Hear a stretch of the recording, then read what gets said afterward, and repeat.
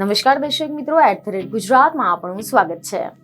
ગુજરાતમાં હાલમાં જ સ્થાનિક સ્વરાજ્યની ચૂંટણી પૂર્ણ થઈ છે, જેમાં આપણે સૌને ખબર જ છે કે ભાજપનો ભવ્ય જીત થયો છે। પરંતુ બીજી તરફ આશરે 30 વર્ષથી ગુજરાતમાં કોંગ્રેસ સત્તાની બહાર છે। તેને અનેક વખત પ્રયાસ કર્યા, પરંતુ તેમ છતાં પણ આ વખતે પણ તેમને નિષ્ફળતા મળી છે।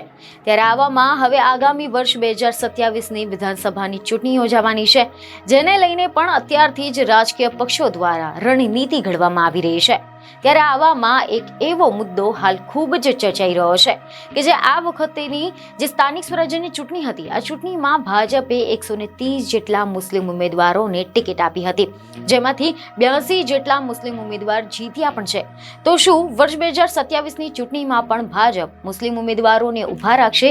આ પ્રશ્ન હાલ ખૂબ જ ચર્ચાઈ રહ્યો છે, કારણ કે અહેવાલ એવા મળી રહ્યા છે કે આના અગાઉ જ્યારે ગઈ વખતે સ્થાનિક સ્વરાજ્યની ચૂંટણી થઈ હતી, તેમાં ભાજપે મુસ્લિમોને ટિકિટ ન હતી આપી અને આના માટે મુસ્લિમ વિસ્તારમાં ભાજપને કોઈ ખાસ એવી સફળતા ન હતી મળી। પરંતુ હવે આ ભૂલ ભાજપે સુધારી લીધી છે અને આ વખતની ચૂંટણીમાં 130 જેટલા મુસ્લિમ ઉમેદવારોને ટિકિટ આપવામાં આવી હતી, જેમાંથી 82 જેટલા મુસ્લિમ ઉમેદવાર જીત્યા છે।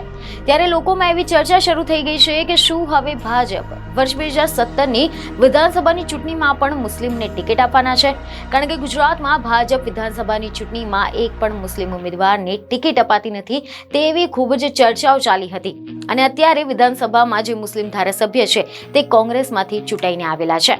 જો કે અહેવાલ એવા મળી રહ્યા છે કે ભાજપ દ્વારા એવું કહેવામાં આવતું હતું કે મુસ્લિમમાંથી કોઈ મજબૂત ઉમેદવાર હશે તો જ ટિકિટ આપવામાં આવશે, પરંતુ કોઈને પણ ટિકિટ આપવામાં આવતી નથી।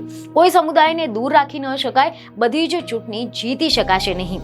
સ્થાનિક સ્વરાજ્યની ચૂંટણીમાં મતદારો ખૂબ જ ઓછા હોય છે અને આના માટે મુસ્લિમ વિસ્તારમાંથી ચૂંટણી જીતવા માટે મુસ્લિમોને ટિકિટ આપવામાં આવી હતી અને ભાજપ મુસ્લિમ વિસ્તારમાંથી પણ જીત મેળવી છે। અને હવે વર્ષ 2027ની વિધાનસભાની ચૂંટણીમાં પણ ભાજપ 182નો લક્ષ્યાંક પાર પાડવા માટે ભાજપ તો કોઈ પણ ભોગે ચૂંટણી જીતવા જ માંગે છે। ત્યારે હવે આવામાં 2027ની વિધાનસભાની ચૂંટણીમાં ભાજપ કોઈ મુસ્લિમ ઉમેદવારને ટિકિટ આપે છે કે નહીં તે જોવાનું રહ્યું। બીજને ખબરો સાથે ફરી મળીશું। ધન્યવાદ।